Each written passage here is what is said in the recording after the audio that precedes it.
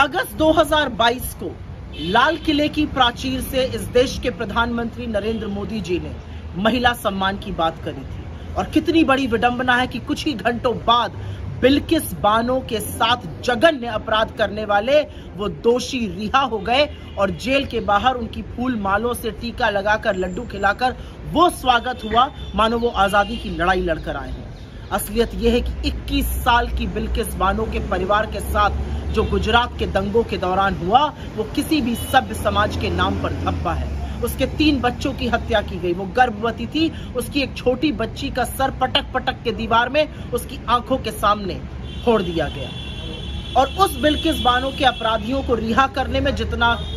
हाथ गुजरात सरकार का था उससे ज्यादा हाथ अमित शाह, गृह मंत्रालय और प्रधानमंत्री मोदी का था, क्योंकि सीबीआई की जांच में दोषी पाए गए लोगों को अगर बरी करना था तो वो बिना गृह मंत्रालय की अनुमति के नहीं हो सकता था। लेकिन आज सुप्रीम कोर्ट ने गुजरात सरकार के इस डिसीजन को निरस्त किया है और ये सारे दोषी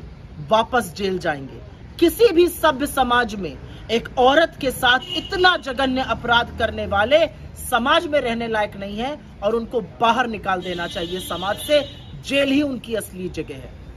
मैं इस निर्णय का स्वागत करती हूं और आशा करती हूं कि धर्म के नाम से जो महिला अपराधों को देखते हैं, धर्म के चश्मे से जो कभी विक्टिम को या पीड़िता को देखते हैं, वो इससे सबक सीखेंगे। क्योंकि बिल्किस,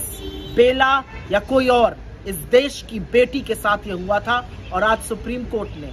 उस गंदे घृणित निर्णय को निरस्त किया है।